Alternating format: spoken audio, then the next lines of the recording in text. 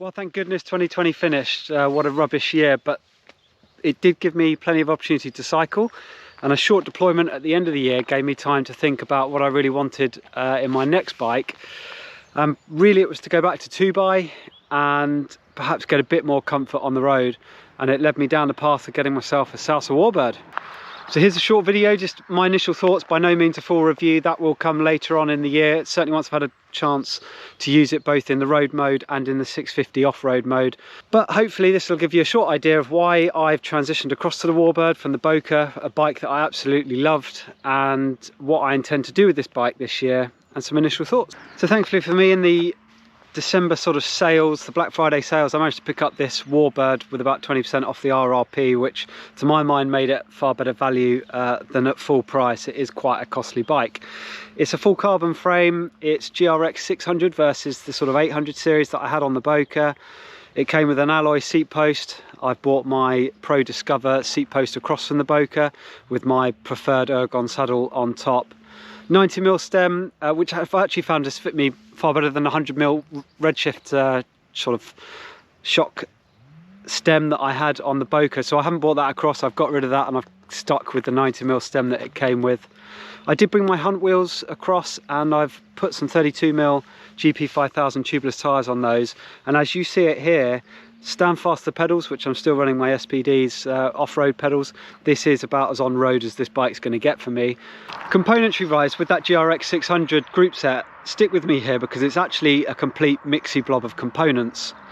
You end up with GRX 600 series levers and GRX 600 series chain set, 600 series cassette, although they just use a 105 11-34 in this case, because 105 GRX 600 is essentially the same level.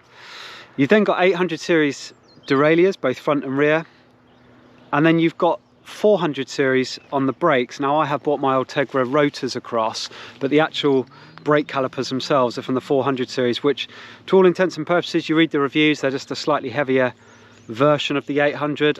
I disagree with that a little bit. This could be the way they've been set up for me, but I think they're not quite as powerful, and the pistons don't retract quite as smoothly, so you end up with a noisier system so far in my experience anyway. But they do still stop you perfectly well. 160mm front and rear, and actually the Bokeh I was running 140 rear, so there's a step up there, which is actually quite nice.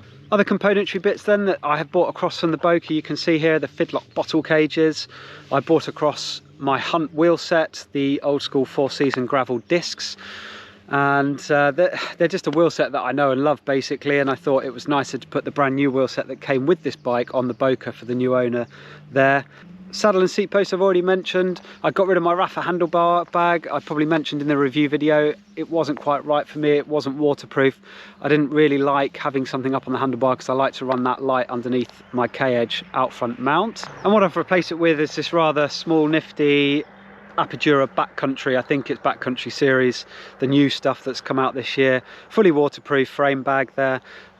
Enough clearance for the bottles, no problem at all, and just carries some of the essentials which I really quite like. Probably quite important to talk about why, whilst I was away, I thought I essentially had both ends of the extreme going through my mind. So part of me was like, oh, I'd love to have something that's far more off-road capable, which got me looking at the Salsa Cutthroat drop bar 29er. But I also would have liked something on-road that was a bit more compliant than the Bokeh was, but gave me more range in the gearing, so essentially 2x.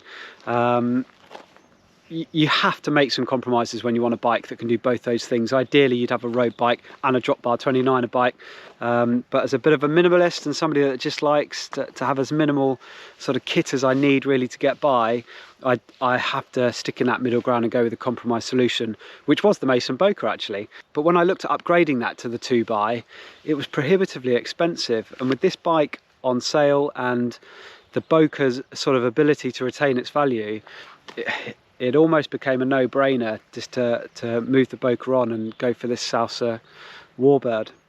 It's virtually the same geometry as the Bokeh. It's got the 2x gearing, which is what I wanted. It is slightly more compliant, partly because of the carbon, partly because of how they laid that carbon up, and also with the sloping top tube, you actually end up with more seat post exposed, which is always going to add to the comfort as well. Other benefits to this bike over the Bokeh, it is a touch lighter, which is noticeable. It's definitely a touch stiffer, although that is partly because, can you tell? I don't know, but it's got a press fit bottom bracket, which the blurb will tell us it makes for a stiffer bike.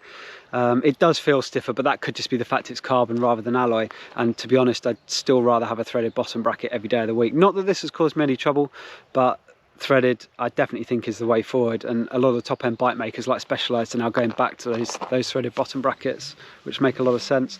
This is 12mm through axle front and back, as was the Bokeh. It retains the fork mounts. I looked very closely at the Cervelo Aspero, but you don't get any fork mounts with that. It really is a bike to let rip on and less so do the bike packing stuff, which I enjoy doing as well. Some of the reviews talk about this bike being a little bit sluggish in turning. It's got a very long wheelbase, and I can attest to that. Certainly on road you have to think a little bit more about your corners. This is not going to be ripping around a crit track by any stretch of the imagination, but that's not why you buy it. And in a straight line and on the road, it's an absolute joy to ride. Really comfortable, nice and fast. But it's got that versatility where you can add in your gravel wheels, either 700 or 650B, and get yourself off-road, go do bike packing on it, etc. I think that just about concludes this video then. Thank you for sticking with me over the last few months while I've been away and the channel has been quiet. Hopefully we've got some more content coming up soon. Got a few new bits to show you, which I'm looking forward to, and with more days like this, as the sun starts to shine more and more, should be out on the bike more and more and taking some videos. The full review for this video will of course come later on in the year. If you've got anything you want to see and sort of specifically about the bike, then please do add something into the comment section. Likewise, if there's something you want to know about the bike now or something that I've missed off, then please do ask. Otherwise, as always, if you enjoy the content, hit like, and if you want to see more, then do subscribe. If it's not for you, get out and go cycling instead. Catch you all in the next one.